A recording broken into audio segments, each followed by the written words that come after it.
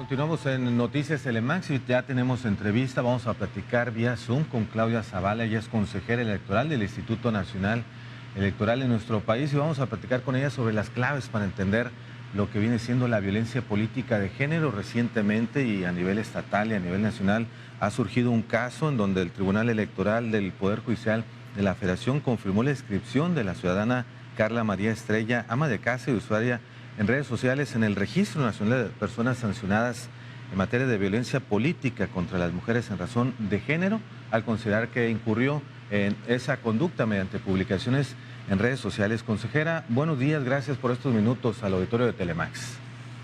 Muy buenos días, Tadeo, qué gusto saludarlo y saludar a toda su audiencia. Buen día.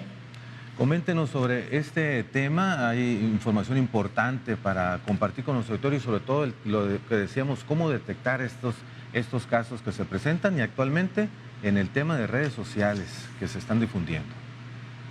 Pues mire, fíjese que sí, la violencia digital es una de los tipos de violencia que tenemos, que ahora es muy común que se denuncie ante las autoridades electorales, sobre todo pues cuando están ejerciendo cargos de elección popular o cuando pretenden algún cargo de elección popular. Y aquí es algo muy relevante, porque en las metodologías de análisis para ver si distintos mensajes colocados en las redes sociales violentan en términos de la ley a las mujeres por ser mujeres, tienen metodologías de análisis. Sí. Y una de esas metodologías tiene que ver con analizar desde el tipo de mensaje, el contexto del mensaje, el lenguaje que se usa en el mensaje, que no siga generando estas conductas normalizadas que contienen estereotipos de género, es decir, que las mujeres en una sociedad dependen de los hombres. Todos estos análisis se hacen al momento de atender los casos de violencia política contra las mujeres. Sí. Y aquí, en particular, en los mensajes colocados en redes sociales, se ve en qué contexto se emite el mensaje, las expresiones que se usan en los mensajes, el significado de las palabras en esos mensajes, que luego es muy normalizado, Tadeo, pero es muy violento, y el sentido del mensaje.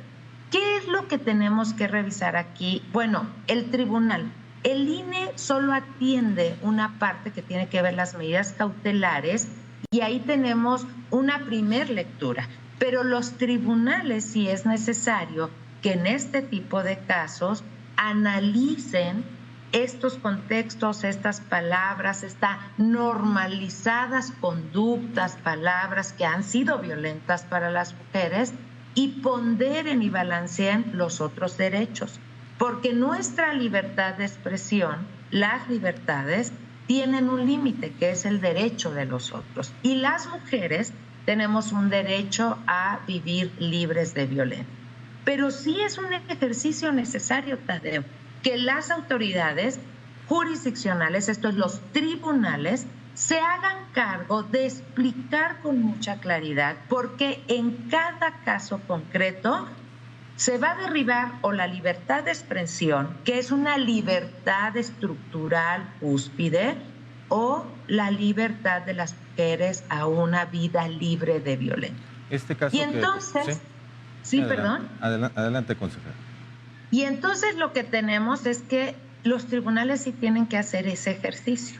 ¿Y cómo hacen el contexto? Fíjense, y aquí es importante, nosotros como sociedad mexicana tenemos una estructura que violenta mucho a las mujeres con muchos estereotipos. Uno de ellos es que en el poder es un poder masculino y en la estructura patriarcal quienes ejercen el poder son los hombres.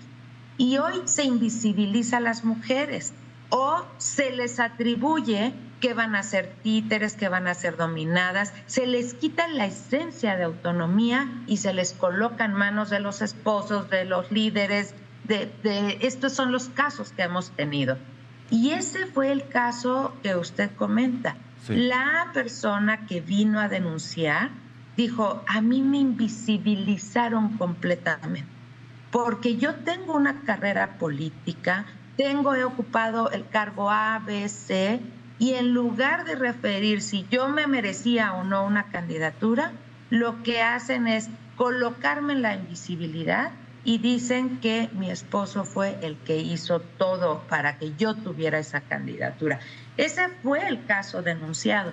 Ahora, sí creo, y esto es muy importante, que los tribunales deben decir muy claro por qué en un caso va a derribarse la libertad de expresión y por qué la sanción o la reparación es suficiente y necesaria para detener este tipo de actos de violencia. Que era el caso que referíamos de la ciudadana Carla María Estrella, en ese entonces con la candidata a diputada Diana Karina Barreras, hoy ya diputada en funciones. Y además de este caso, consejera, existen 480 casos, 6 en Sonora, 6 casos se tienen contemplados. ¿Y nos puede comentar sobre estas situaciones que se han presentado en nuestra entidad?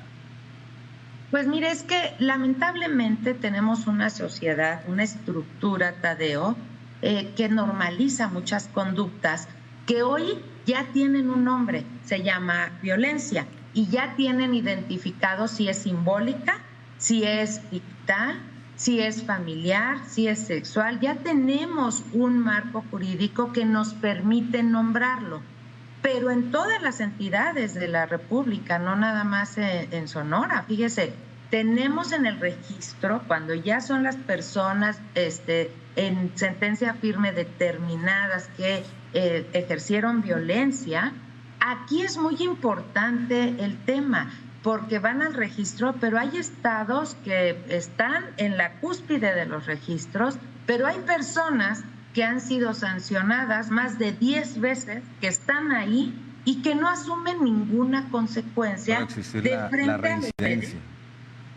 de frente a los derechos político-electorales. Y ese es un tema que tenemos en la violencia. Ahora está muy cuestionado, pero creo que aquí hay 2 responsabilidades que tenemos que tener en cuenta.